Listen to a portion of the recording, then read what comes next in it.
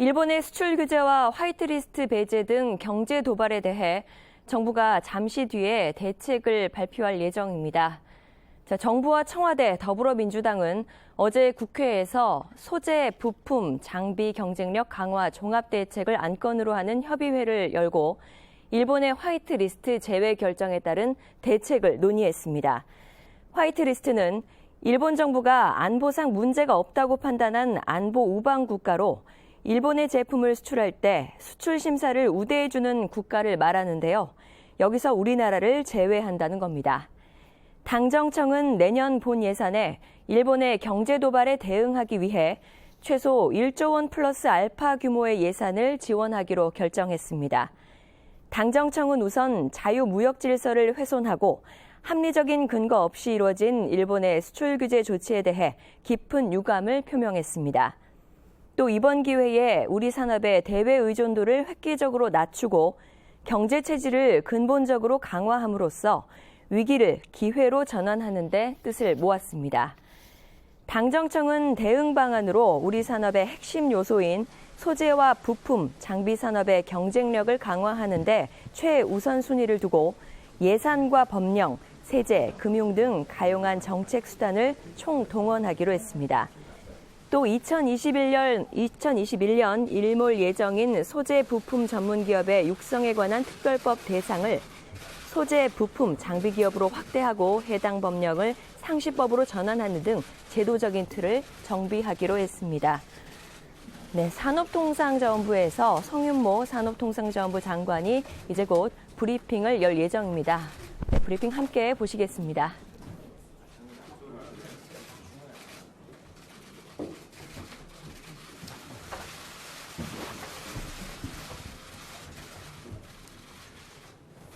지금부터 대외 의존형 산업구조 탈피를 위한 소재 부품 장비 경쟁력 강화 대책에 대한 관계부처 합동 브리핑을 시작하겠습니다.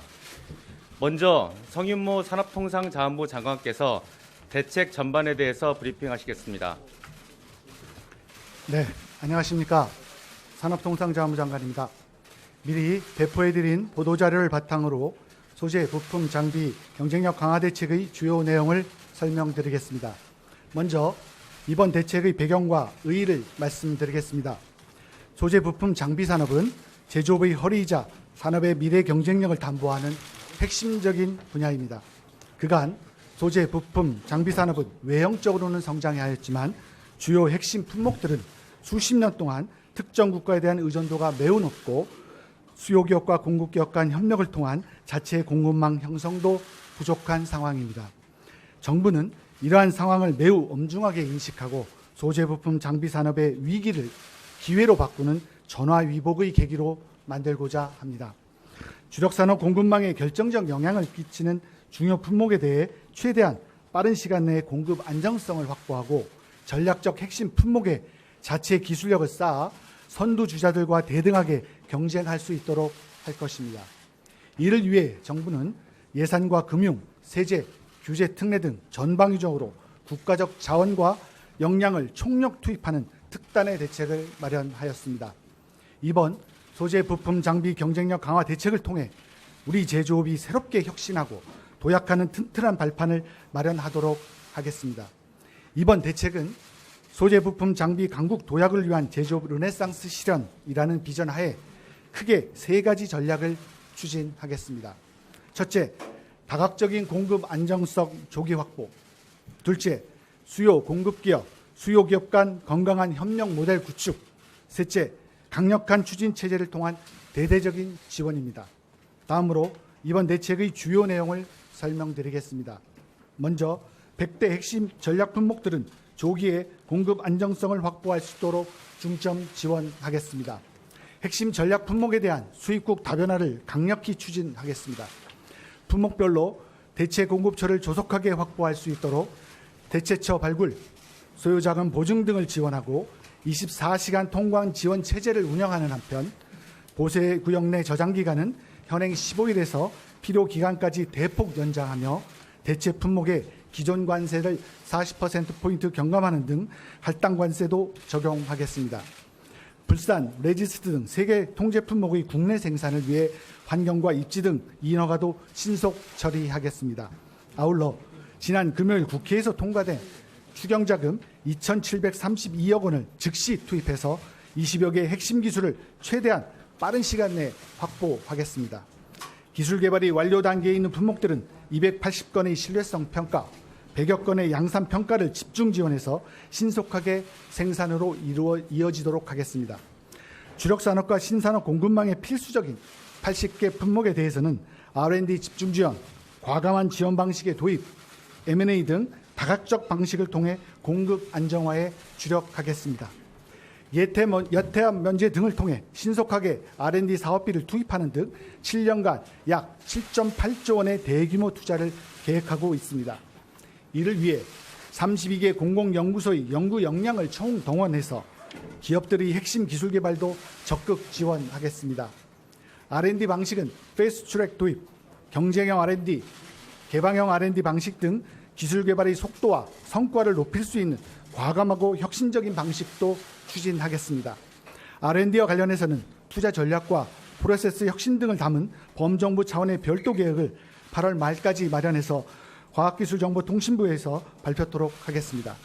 한편 국내에서 단기간에 기술 확보가 어려운 경우에는 M&A, 해외 기술 도입, 해외 기업 국내 유치 등을 통해 기술 확보 노력을 병행하겠습니다.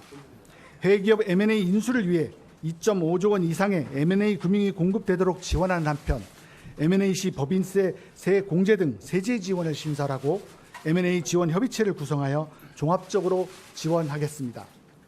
해외 기업 투자 유치는 현금 지원 비율을 현재 30%에서 40%로 확대하고 해외 전문 인력의 소득세 공제를 신설하는 등 우수 기술 인력 유치도 강화하겠습니다. 아울러 생산 과정에서 발생하는 화학물질 관리, 노동시간 등에 따른 애로는 신속하게 해결할 것입니다.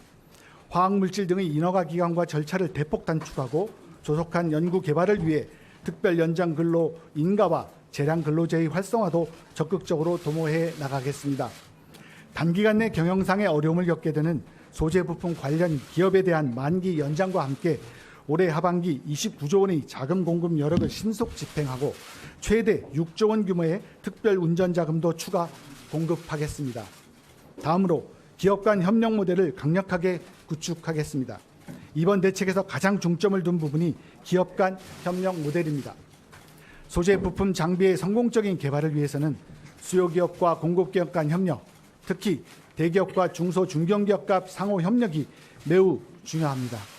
하지만 그간의 수요 기업과 공급 기업 간의 긴밀한 협력은 기대에 못 미친 부분이 있고 결과적으로 국내의 자체 공급망이 제대로 구축되지 못한 요인이 된 것도 사실입니다. 현재로서는 수요 공급 기업 간 수직적 협력 모델과 수요 기업 간 수평적 협력 모델을 중심으로 4가지 모델을 구상했습니다만 앞으로는 더 다양한 유형의 모델이 나타날 것으로 기대합니다.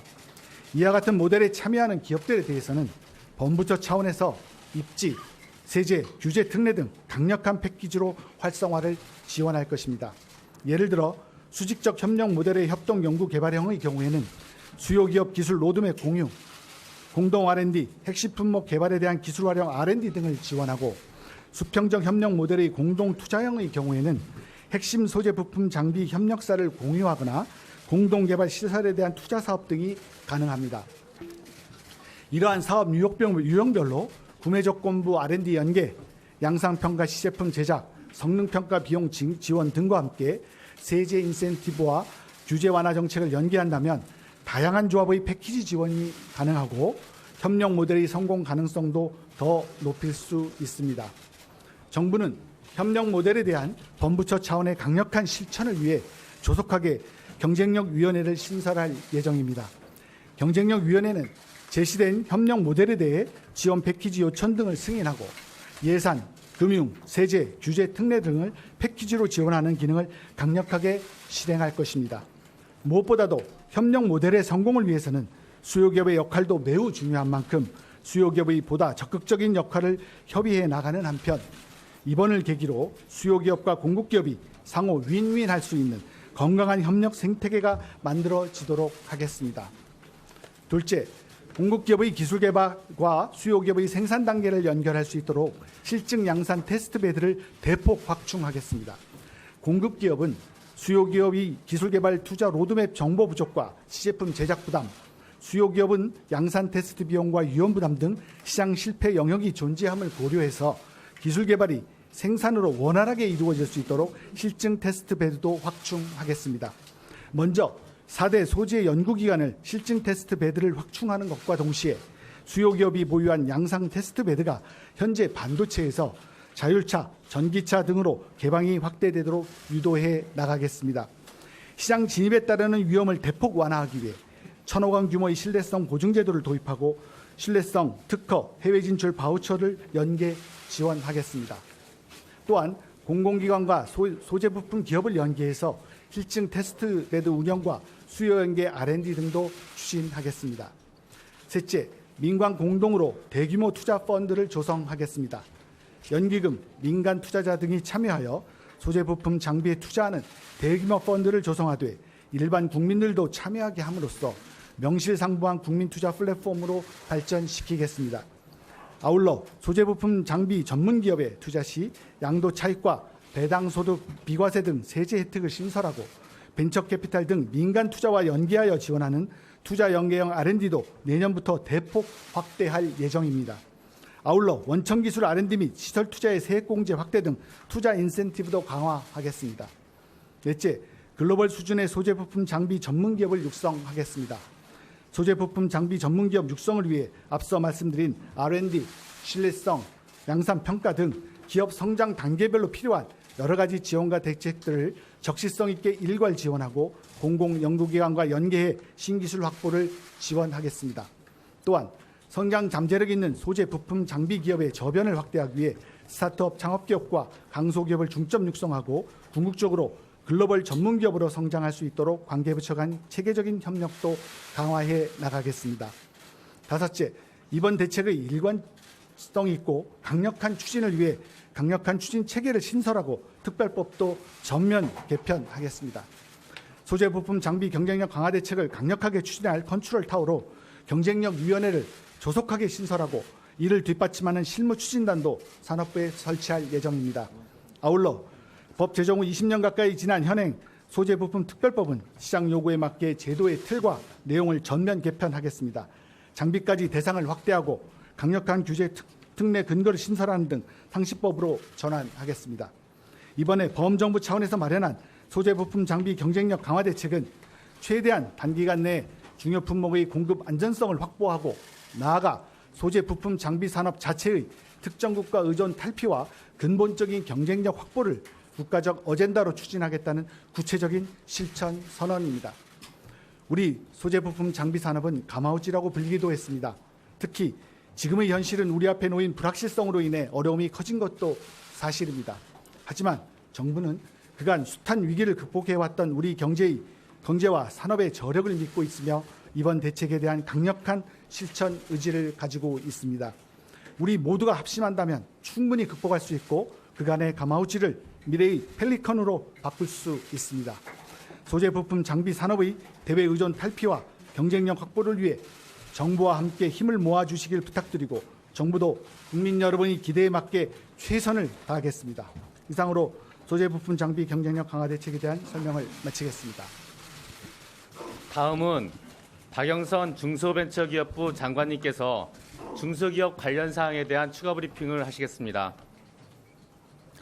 네, 소재 부품 장비 경쟁력 대책에 대해서 중소벤처기업부에서 브리핑을 이어가도록 하겠습니다. 소재 부품 장비의 경쟁력 강화, 다시 말해서 소재 부품 장비의 독립은 대중소기업의 분업적 협력, 이것이 가장 중요하고 대중소기업의 분업적 협력으로 그 길을 마련할 수 있다고 생각합니다. 그래서 이를 위해서 중소벤처기업부는 조금 전 산업부 장관님이 발표하신 소재부품 장비 경쟁력위원회, 경제부총리가 위원장으로 있는 소재부품 장비 경쟁력위원회 산하에 대중소기업 상생협의회를 설치하도록 하겠습니다. 이 대중소기업 상생협의회는 6대 업종별 대기업과 중소기업이 참여를 하고 품목 선정에서부터 공동 R&D, 실증 테스트 등 다양한 상생 협력 프로그램을 운영하게 됩니다. 대중소 상생협력 협의회는 소재 부품 장비 유망 중소벤처기업을 발굴을 하며 공장 신설 시의 환경과 입지 규제를 소재 부품 장비 경쟁력 위원회에 건의를 하게 됩니다. 이에 따라서 새로운 상생협력의 모델과 문화를 만들 수 있을 것으로 기대하고 있습니다. 또한 대중소 상생 품목을 발굴 지원하도록 하겠습니다. 대중소 상생 품목이라 하면 첫째, 대기업이 필요로 하고 둘째, 국내 중소기업에서 개발 생산이 가능하고 셋째, 중소기업 제품의 판로가 대기업으로부터 보장받을 수 있는 품목을 기업으로부터 직접 발굴하는 것입니다. 이와 함께 중소벤처기업부는 글로벌 전문기업으로 커나갈 수 있는 성장 사다리의 역할을 하기 위해서 이번에 소재 부품 장비 일명 소부장 100+100 프로젝트를 함께 추진합니다. 소재 부품 장비 독립을 위해서는 중소벤처기업의 육성이 무엇보다도 중요하다고 하는 것은 너무나 자명한 사실입니다. 따라서 이번에 국회를 통과한 추경 예산을 활용을 해서 금년 내에 강소기업 100개사를 선정 완료하겠습니다. 선정된 기업에게는 R&D, 기술 이전, 성장 자금을 집중 지원합니다. 또한 2020년 내년부터는 향후 5개년간 소재 부품 장비 분야 스타트업 100개사를 선정 육성하도록 하겠습니다. 세 번째로 소재 부품 장비 투자 펀드에 대해서 말씀드리도록 하겠습니다. 모태 펀드를 통해서 대중소기업 상생 기반의 소재 부품 장비 전용 벤처 펀드를 3천억 규모로 조성하겠습니다. 전용 펀드는 소재 부품 장비 R&D 추진 기업과 핵심 기술 보유 기업 M&A에 집중 투자될 것입니다. 핵심 기술이지만 범용성이 낮아서 기술 개발 수요가 적은 경우 R&D 성공 가능 시에 투입 비용과 인센티브 지급을 조건으로 지원하는 후불형 R&D 도입도 검토하도록 하겠습니다. 기업이 희망하는 경우에는 R&D 결과물을 공공 부분에서 구매하여 활성화하는 방안도 강구하도록 하겠습니다. 그동안 중소벤처기업부는 7월 15일에 전국 12개 지방중기청에 일본 수출 규제 애로 신고센터를 설치해서 현장과 긴밀히 소통을 해왔습니다. 현장에서는 화이트리스트 배제 시에 개별 허가 90일간 물량 확보 애로 등으로 추가 자금 수요가 발생할 것을 우려하고 있습니다. 이에 따라서 추경 예산을 활용해서 경영 안정 자금 등 총 1조 5천억 원의 자금을 신속히 집행할 계획입니다.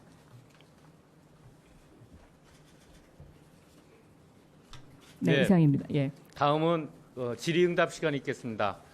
질문이 있으신 기자님은 손을 들어주시고 지명에 따라서 소속과 이름을 말씀하신 후 질문을 해주시기 바랍니다. 질문 있으신 분 손 들어주십시오. 네, 연합 김성진 기자님.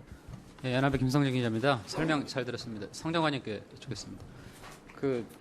5년간 80대 품목을 얘기를 했는데 그 R&D는 7년간으로 또 그 얘기를 하셨어요. 7조 원 이상, 7.8조 원 이상을 얘기하시는데 왜 또 기간이 좀 다른지, 그리고 말미에 그 가마우치를 펠리컨으로 바꾸시겠다는데 펠리컨이 무슨 의미인지 좀 말씀해 주십시오. 네, 알겠습니다. 고맙습니다. 저희가 뒤에 아마 표에 저희가 7.8조 원이라고 한 것은요. 지금 현재 거기 뒤에 표도 보시면 아시겠지만 요번에 소재 산업 혁신 기술 개발에 대해서 들어가는 자금 규모, 또 차세대 지능 반도체 기술 개발에 있어서 저희들이 또 확보하고 있는 자금, 또 디스플레이 혁신 공정 플랫폼 구축에서 나오고 있는 것들, 이런 것도 이제 다 합해서 이제 7.8조 원이라는 자금 규모가 나온 것이고요. 그것이 이제 이 기간마다 조금 다릅니다. 그 현재 또 딱 5년간이 되어 있는 것도 있고 그 사업 기간 26년, 29년, 25년, 27년이 다르기 때문에 이제 저희가 요거를 총 합쳐서 7.8조 원 규모로 말씀을 드린 거고 현재까지 확보된 우리 소재 부품 장비 쪽에 그리고 지금 현재 80개하고 100개에 대해서 5년 내에는 우리가 주요 이번에 핵심 품목으로 저희들이 그 생각하고 있는 품목들에 대해서는 20개에 대해서는 단기적인 공급 안정성을 확보를 하고 5년 내에 80개 품목에 대해서도 확보하겠다라는 그런 내용으로 봐주시면 좋을 것 같습니다. 그리고 가마우치는 여러분도 잘 아시는 것처럼 이 강에서 이 가마우치가 이게 물고기를 잡으면 삼키지 못해서 그걸 이제 빼내는 즉 말하자면 실속이 없는 것을 의미한다면 펠리컨은 바로 자기 입 안에서 그 새끼를 키웁니다. 그 안에서 먹을 거를 가지고 그래서 우리가 먹을 걸 내가 삼키지 못해서 남에게 주는 것이 아니라 그 안에서 우리 걸 다시 한번 더 크게 만들 수 있는 의미로 해서 비유를 저희가 펠리컨을 들었습니다. 네, 또 질문 받겠습니다. 네, 맞습니다. 국민일보 전성필입니다. 그 부품 자립화가 큰 이 대책의 핵심인데요. 실제로 생산에 적용하는 문제가 남아 있을 것 같습니다. 예를 들어서 삼성이나 SK 하이닉스 같은 기업에서 자립화한 그 부품을 생산 체계에 적용을 하지 않는다면 또 실효성이 없을 것 같은데요. 정부로서는 어떻게 이 대책의 실효성을 평가하고 있는지 궁금하고요.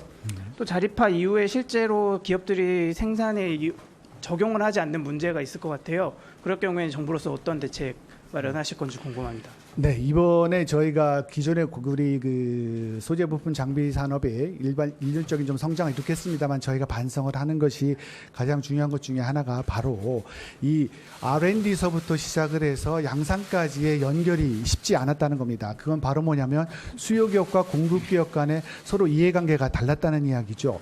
우리 수요 기업, 공급 기업에서는 내가 이 장비라 이 소재를 공급할 수 있는 확정이 안 된 상태에서 자기들이 시제품을 막대한 돈을 들여서 시제품을 개발하는 것에 대한 부담, 또 수요 기업 입장에서는 이것이 퀄리티가 확정이 되지 않은 상태에서 이것을 받아서 자기가 테스트를 해서 수율이 안 나올 거에 대한 불확실성, 이런 것 때문에 시장에서 이 자율적인 체계로 그게 이루어지지 못했습니다. 그래서 저희가 이번에 바로 발표한 요 대책 중에 그 앞에 있는 협력 모델의 구축입니다.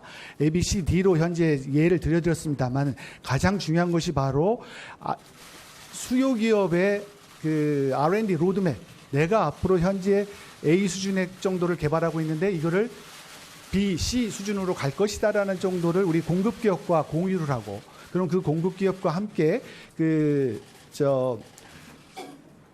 앞으로 내가 수요를 사주겠다라는 식의 R&D를 실시를 하고, 그 R&D의 결과가 나오면 여기도 보시지만 그에 대한 그 양산 테스트를 바로 함께 그 기업과 함께 할 수 있게 하고, 그 다음에 이것이 양산 테스트에서 그 되면 신뢰성 테스트도 함께 할 수 있는, 그 다음에 이제 그 설비 투자에 이루어지는 지원, 즉 그 전에 시장에 맡겨뒀을 때 실패했던 부분들을 바로 R&D를 시작하는 부분, 거기에서 지금 그 의견을 주신 것처럼 실증으로 넘어가는 부분에 있어서의 그 서로의 그 협력 체계를 나오고, 그 다음에 양산에 가선 투자 설비까지, 이런 것들 우리가 각 협력 모형을 통해서 각 기업들이 이런 투자 협력 모델을 저희들한테 신청을 해오면 바로 우리 경쟁력위원회에서 그 개발과 관련돼서 필요한 자금이라든지 세제라든지 뭐 각종 또 규제와 관련된 내용들을 함께 결정을 해서 지원해 줌으로 인해서 그 전에 이렇게 끊어졌던 것을 이어주는 그런 체계를 이번에 대책에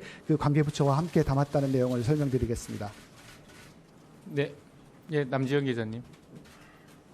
네, 경향신문 남지원입니다. 먼저 지난번에 지금까지 한국의 소재 부품 대책이 없었던 것이 아닌데 지금 대책이랑 어떤 차이점을 가장 크게 두셨는지, 기존 대책에서 가장 반성할 부분이 무엇이었는지, 이번에는 어떤 포인트 때문에 더 성공할 수 있을 거라고 보시는지가 궁금하고요. 그리고 여기 그 R&D 예산 앞으로 7.8조 원이라고 하셨는데, 그러면 본 예산에 편성을 할 텐데 올해 기준 R&D 예산 20.5조 원인데 이게 대폭 늘어나는 건지 아니면은 기존 R&D 예산 중에 일부 삭감하고 그 자리로 들어가는 건지가 궁금하고, 세 번째로 약간 이런저런 규제 완화 대책을 조금 넣으셨는데 궁금한 게 수도권 산단 물량 우선 배정은 소재 부품 장비 경쟁력 강화와 어떤 관계가 있는지를 좀 설명해 주시면 좋겠습니다. 예, 저희들이 아마 우리 그 배포 자료에 있을 것으로 그 기대가 됩니다. 있습니다만은 저희가 근본 대책과 기존의 대책의 이제 차이점에 대해서 그 설명을 할 수 있습니다. 아까 제가 방금 설명드렸던 것처럼 현재 그 R&D서부터 시작을 해서 이거 실증 단계를 거치고 이거 양산 단계로 거쳤던 기존이 단속적이었던 것, 단절이 있었던 걸 이번에 이었다라는 것이 특징이고요. 그 다음에 우리가 R&D를 할 때 그 전에 방식에 있어서는 그 과제를 선발하고 기획을 하고 뭐 여러 가지 아주 그 과정이 많았는데 이번엔 패스트 트랙을 선정을 하고 이번 8월 말에 우리 과기부에서 확정을 더 구체적인 내용을 발표를 할 것입니다만은 이번에는 그 필요하다면 우리 자체 개발만이 아니라 해외로부터 M&A를 해서 확보를 하고 또 기술을 도입해서 개발을 하게 되고 또 아니면 관련 해외 기업을 우리 국내로 유치하는 어떤 다원적인 부품 소재 장비에 대한 기술을 확보하기 위한 방법을 현재 하고 있고요. 그렇기 위해서 우리가 그 협력 모델을 만들었다는 문제, 또 우리가 민간에 대한 투자, 이게 정부만 이렇게 가는 것이 아니라 민간과 함께 가야 되기 때문에 민간들이 우리 정부나 기업기 함께하는 이런 소재 부품 장비 개발에 대해서 적극적으로 투자할 수 있는 이런 투자에 대한 시스템을 만들어야겠다는 내용이고요. 그에 대해 관련된 세제와 여러 가지 지원책을 만들었다는 것이 주요 특징으로 살필 수 있고 이거를 한 번에 그치는 것이 아니라 앞으로 항구적으로 계속적으로 추진해 나가기 위해서 경쟁력 강화 위원회를 만들고 법도 이번에 항시법으로 제정하는 등 추진할 계획이라는 점이 주요 달라진 점이라고 말씀을 드릴 수가 있고요.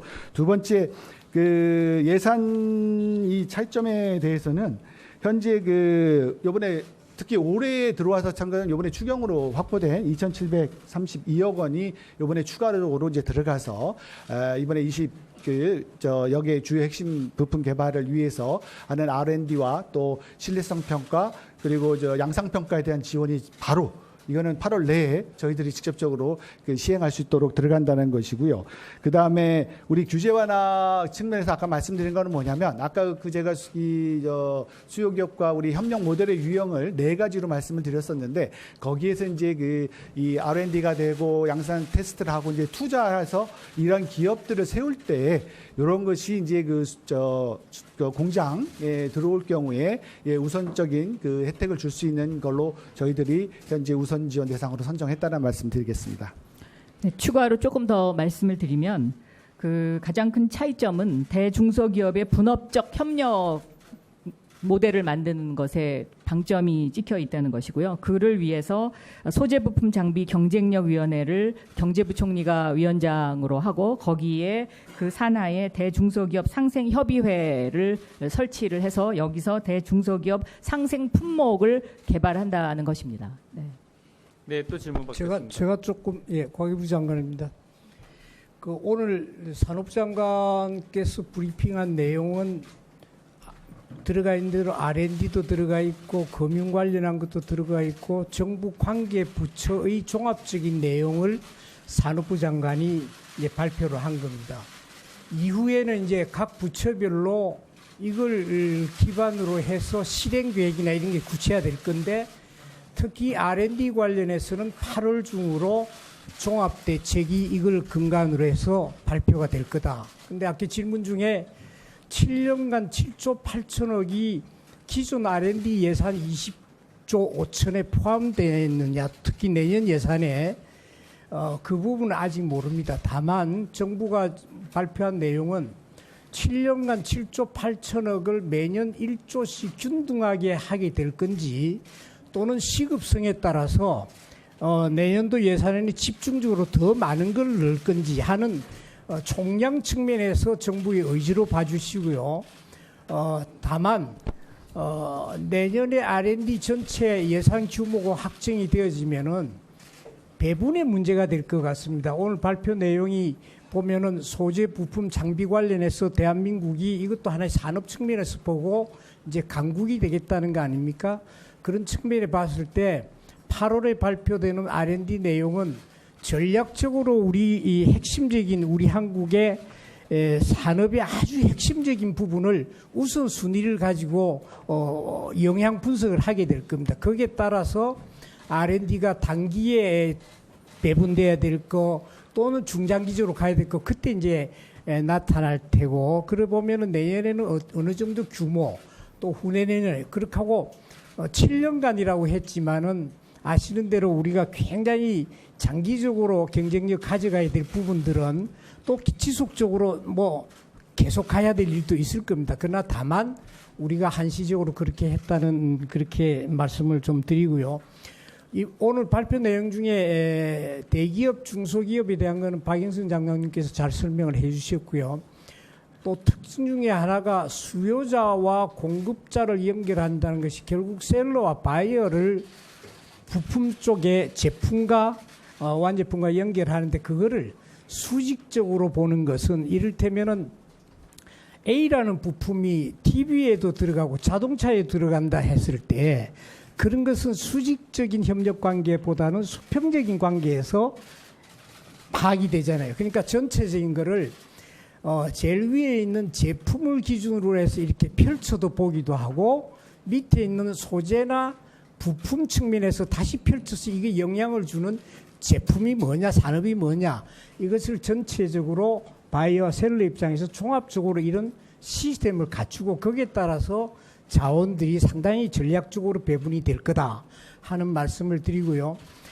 지금까지 우리가 좀 반성을 해보건데 R&D는 범부처적으로 해마다 이렇게 각 부처에 있는 소위 소재 부품 관련한 R&D가 얼마나 되느냐 하는 쭉 추려보니까 한 7천억 정도 됐습니다. 그러면 20조 중에 7천억은 한 3.5% 정도 되는데 그런데 이게 지금 문제가 된 상당히 전략적인데 좀 집중이 됐으면 좋았을 텐데 그런 게 참 없었다는 거죠. 7천억조차도 상당히 산발적으로 전략적이지 못했는데 이제는 그런 부분들을 오늘 발표한 내용 우리가 품목에 대한 것도 발표를 했지 않습니까? 그런 것 중심으로 우선순위 따져서 상당히 전략적으로 이렇게 얼로케이션 되어질 거다 하는 그런 말씀을 좀 부원해서 말씀드리겠습니다. 네, 그러면 두 분만 좀 질문을 받도록 하겠습니다. 예, KBS 박대기 기자님. 네. 예, 저 KBS 박대기입니다. 먼저 그 지난주 금요일 날 부총리께서 159개 품목에 대해서 이제 우리가 좀 부족할 수 있다 말씀하셨는데 이번에 그 조기 공급 안정성 확보하는 100개 품목이 그 159개 중에 100개인지 궁금하고요. 그리고 특히 조기 그 1년 내 달성한다는 20개 품목은 다 일본 관련된 품목들인지 그리고 여기 반도체 디스플레이 2차 전지가 이제 다 20개가 다 여기에 해당하는 건지 궁금합니다. 네, 현재 이번에 저희들이 100대 품목을 주요 품목을 선정한 것은요. 지난번 화이트리스트를 통해서 저희들의 산업적으로 영향도가 있을 수 있는 품목 150개 품목을 선정한 중에서 또 핵심적으로 또 보다 더 전략적으로 필요한 부분이 들어가 있습니다. 그렇지만 그것만은 아니고요. 또 화이트리스트에 뿐만 아니라 또 없어더라도 우리들에게 시급히 우리 소재부품 장비 쪽에 필요한 핵심 전략 품목들을 포함했다는 말씀을 드리겠습니다. 그리고 거기 우리 아마 자료를 보시면 나올 텐데요.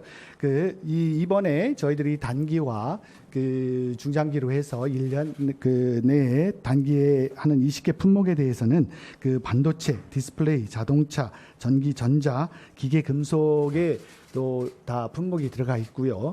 또 나머지 100개 품목의 단기와 중기가 다 품목이 다 여러 가지가 같이 다 펼쳐져 있는 내용이 되겠습니다. 물론 일본이 처음에 얘기했던 3개 품목에 대해서는 단기 품목에 포함되어 있다는 말씀을 드리겠습니다. 그리고 일본에 대한 품목만은 아니고요. 이거는 우리가 어떤 특정 국가의 의존도가 심한 것들 그러면서 저희들이 이 관련에 대해서 핵심 전략적으로 개발해야 될 품목들을 전문가들과 업계와 또 같이 함께 상의해서 선정되었다는 사실을 또 말씀드리겠습니다. 네, 한 분만 더 질문 받겠습니다. 제일 마지막에 계신. 예, 저 서울경제 양종곤 기자입니다. 이번 대책이랑 조금 다를 수도 있는데요. 지금 지방의회에서 조례 중심으로 전범기업 공공구매 제한 움직임이 커지고 있습니다. 중앙정부에서도 이런 방향으로 공공조달 시장에 개입할 수 있는지 가능성이 있는지 궁금합니다. 다시 한 번만 정확하게 말씀 주시겠어요? 지금 지방의회에서 조례 중심으로 그 전범기업에 대한 공공구매 물품 제한 움직임이 지금 커지고 있잖아요. 이 부분 관련해서 이제 중앙정부도 공공조달 시장에서 전범기업에 대해 유사한 대책이나 개입 가능성이 있는지 궁금해서 질문드렸습니다. 전범기업에 대한 지금 현재 정부 차원에서는 중앙정부 차원에서 특별하게 검토하고 있는 사항 없습니다. 예, 이상으로 오늘 관계부처 합동 브리핑을 마치도록 하겠습니다. 감사했습니다. 네, 소재 부품 장비 산업에 대해서 정부는 R&D 재원 집중 투자, 세제 혜택과 규제 완화, 그리고 부품의 수요와 공급 기업 간 강력한 협력 모델을 구축하는 등 경쟁력 강화 방안을 마련했습니다. 또 이를 체계적으로 꾸려나가기 위해서 경쟁력위원회를 구성할 예정입니다. 지금까지 일본의 경제 도발에 대한 정부의 브리핑을 생중계로 전해드렸습니다. 시청해 주셔서 고맙습니다.